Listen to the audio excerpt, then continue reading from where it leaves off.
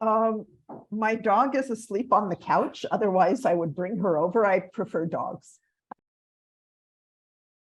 I really love mountains and seas, but I love to swim, so I guess sea.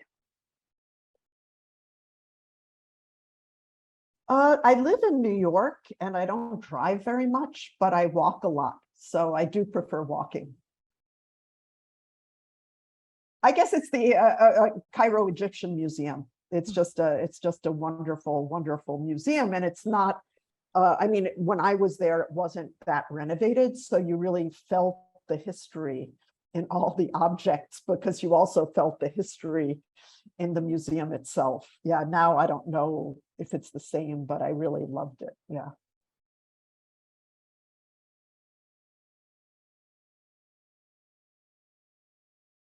Right. So I decided to interview girls. I actually just went to this museum, the MDBK, the Fine Arts Museum in Leipzig. And I went because DAC Leipzig, the film festival, is their hospitality is in that building. And so I went to this museum to visit it and I saw the collection and I thought that it was really interesting and unique, but also that it was very much from a male point of view. And looking at who painted the paintings and who made the sculpture, it was almost entirely men.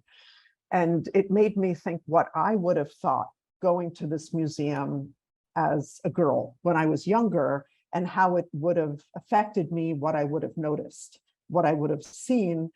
And I couldn't go back in time. So then I decided to interview girls and ask them the same question. What do they see? I had someone working with me, Anna Marie Riemer from the museum, who helped introduce me to some people. I knew some people, other people suggested people. They were girls from Leipzig, Halle, which is a nearby town, and also from Berlin, because I was living in Berlin at the time. And I tried to get as wide a range as possible. One of the girls I met on the street. Another bunch of girls, we actually did a presentation at Leipzig's children's chorus to girls asking if any of them would be interested. So in that way, we tried to get as diverse a crowd as possible. At the beginning, when I first met Anna Marie, she is a museum educator. She said to me, oh, we'll get all the girls together, we'll have a workshop, we'll teach them how to look at art. And I said, absolutely not, that I didn't want to tell the girls anything. I wanted the girls to tell me things. And they were the experts of what they saw. And so the questions that I asked were very broad questions. What do you see? What do you think of this painting? What was the artist trying to say?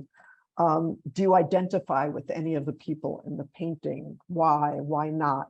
Things like that, that really left things wide open for anything that they saw.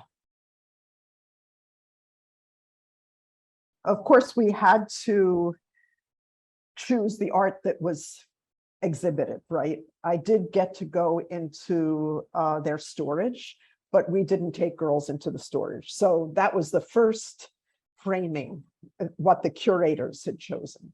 And right before we started the interview, I told the girls that they didn't have to talk about any paintings or any sculptures, that they didn't want to. So that was the base.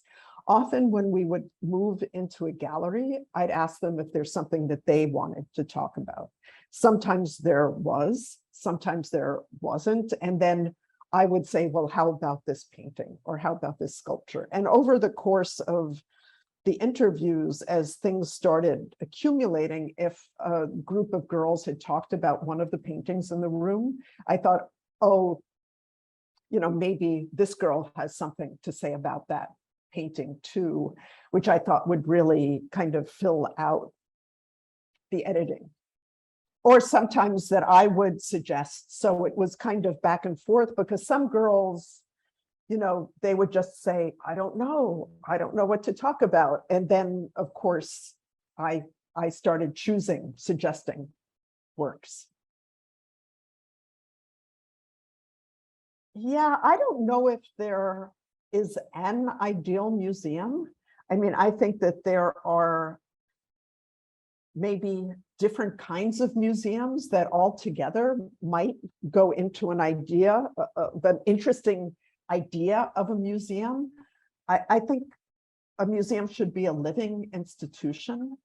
Of course, it's very important that they collect and protect objects of civilization, our history, our civilization, by the broadest definition possible, and the broadest amount of people. What we've seen in the past, because I think most historical museums are like this, that the collection is made up of a kind of high-class male view of the world. And in the West, that would mostly equal white male heterosexual view of the world. And I think that that really has to be exploded, and really many other people and many other points of view need to be brought in, as some of the girls say in the film.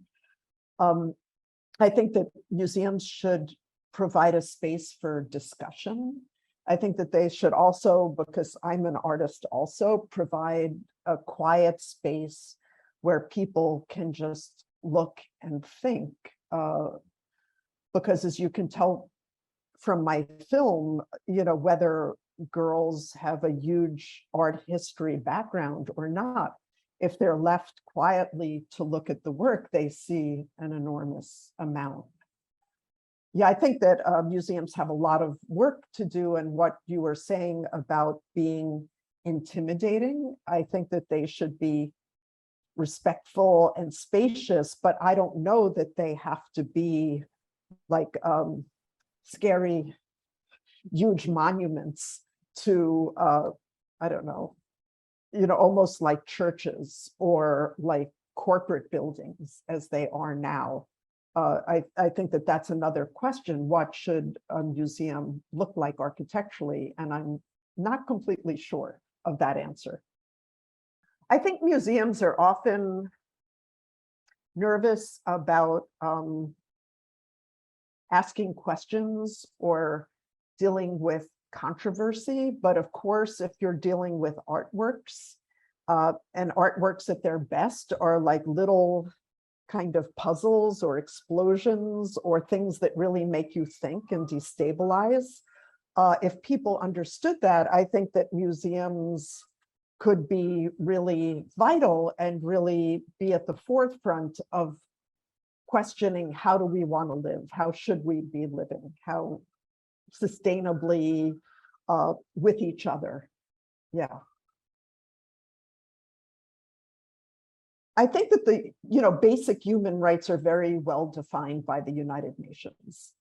So instead, I'd like to talk about something closer to the film, which would be closer to this idea of what we as a culture or a civilization value and why, because these are the things that are put into museums, or the kind of museums that I'm talking about.